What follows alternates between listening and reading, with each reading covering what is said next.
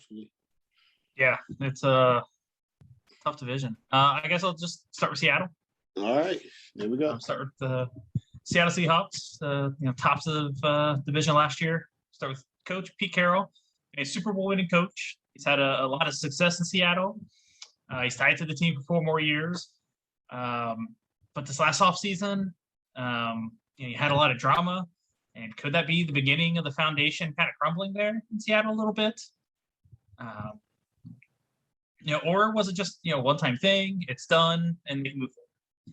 He is the 5th longest tenured head coach in the NFL at about a decade, which seems really long for the increasingly quicker turnover that you see in coaches. So, time will tell, but we'll see how much of a hold he still has on this locker room.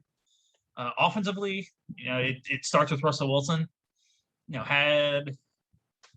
He's back for this year after, technically not requesting a trade, but actually kind of sort of doing so. Had he left, this team would have clearly been in the cellar in the division. So, he's obviously very important to this team. Overall, the unit should be pretty solid this year. Wilson throws one of the best deep balls in the league. He's got Lockett and Metcalf back. Chris Carson has turned into a pretty solid workhorse running back for them. They always seem to get some kind of production out of their tight ends, no matter who it is out there. But they did add Gerald Everett, so that could add a little more vertical threat from that position. They were able to get Gabe Jackson as well in that offensive line to help boost things. So as long as they can get Dwayne Brown re-signed and his holdout or whatever ended, I think their line could be solid. So, this unit should be capable of putting up a number of points this year. Defensively, they've got to be happy that the Jamal Adams drama won't be hanging over them going into the season. They're able to bring back some of their own guys like Carlos Dunlap, Mayoa, Ford. They do still have Bobby Wagner, who's one of the top 3 linebackers in the NFL. There's still plenty of talk of the team maybe bringing KJ Wright back. We'll see how much they end up missing Shaq Griffin and Jaron Reed. But this defense isn't the Legion of Boom anymore by any stretch of the imagination. But I think it's good enough to be able to get them back into the playoffs again this year. Overall, I said the offseason was kind of chaotic for Seattle. I said there's everyone kind of laughed off rumors of Russell Wilson being traded, and all of a sudden it seemed like it might actually happen at one point. Pete Carroll talks like everything's fine, but time will tell. For their sake, I hope it doesn't bleed into the season and cause problems. But they do have enough talent on this roster to make another run in the playoffs and in what is easily the toughest division in the NFL. I got them at 12-5. Tough division. All right, Craig, Seattle Seahawks. Yeah. Pete Carroll, man, I think he's a really, really good coach. He's won a Super Bowl. He's been there twice. They should have been 2-0, but they didn't want to run the ball. But I think he's at worst top 10 coach in the league.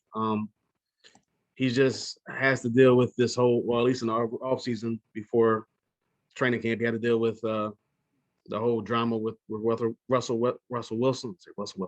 Russell Wilson.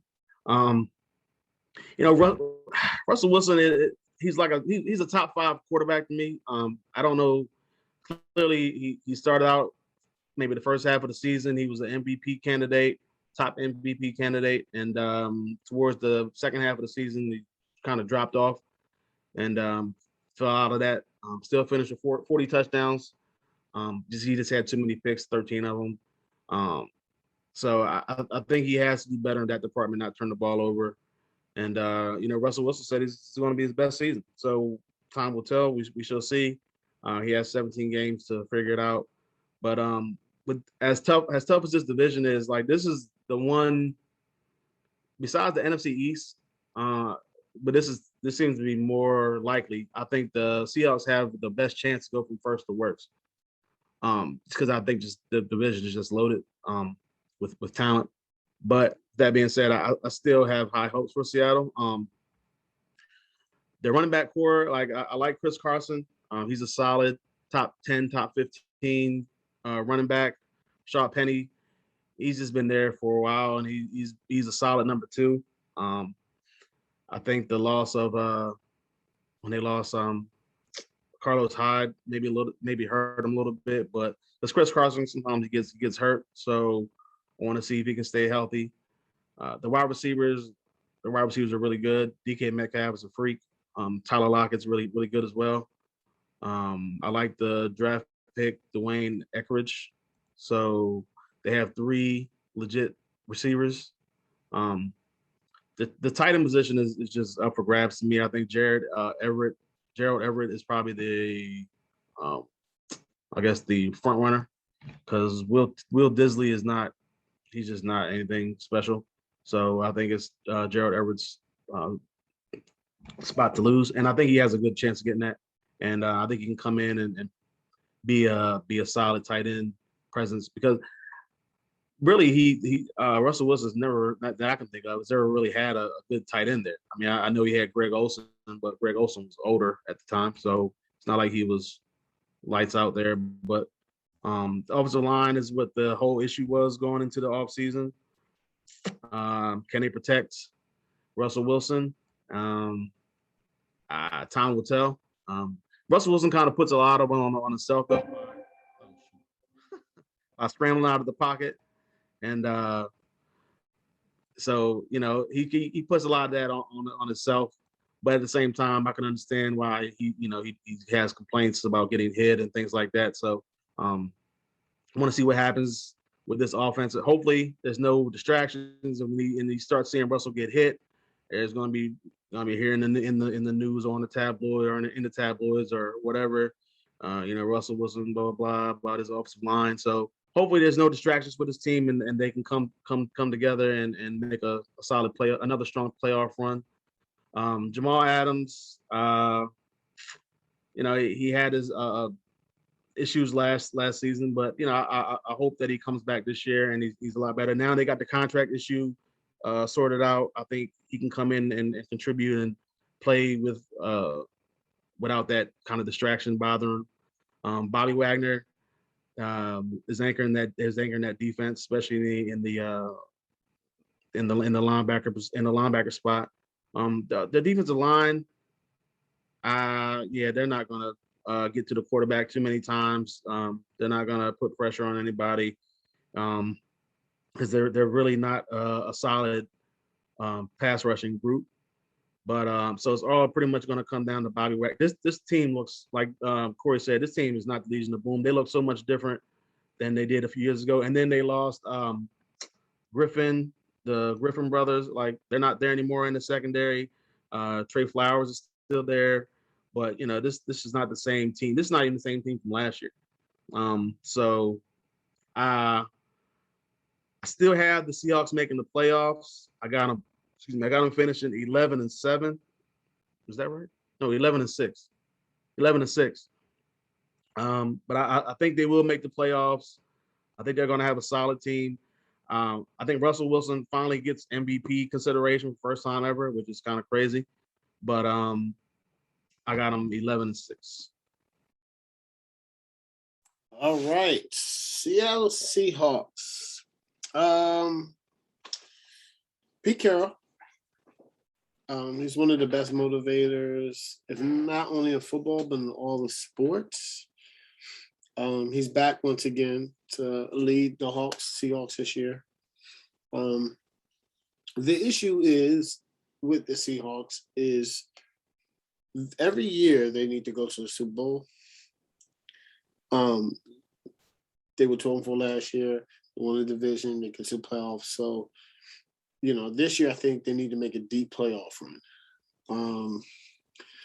And like Corey said, it's been questions with Russell Wilson and upper management and Pete Carroll, but without Russell Wilson,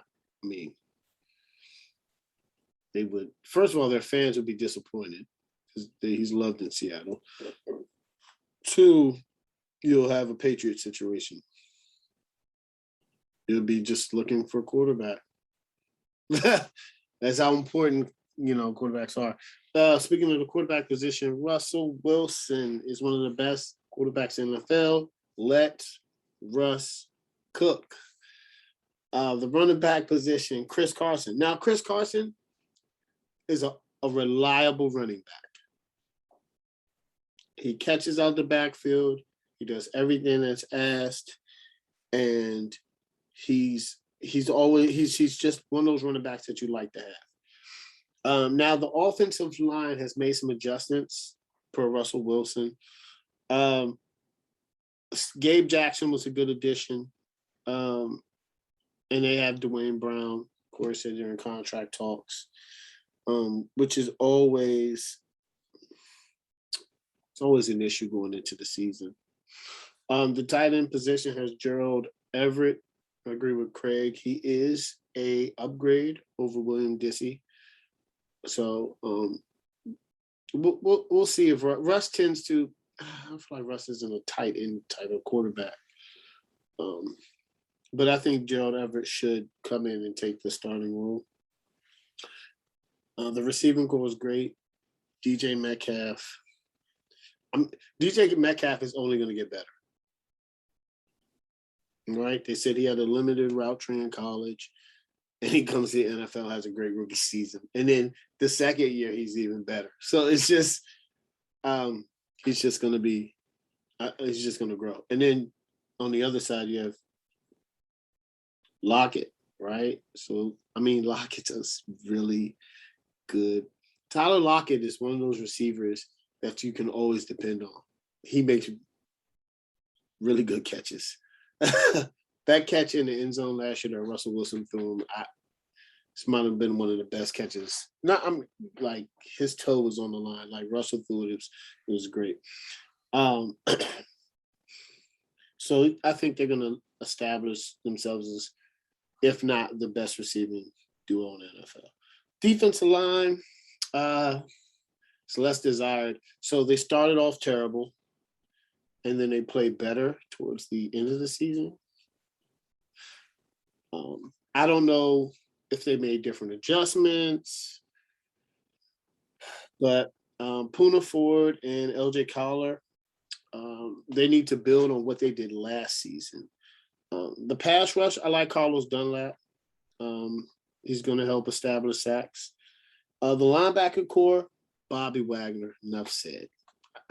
He's like a pro of pro. He's just one of those guys.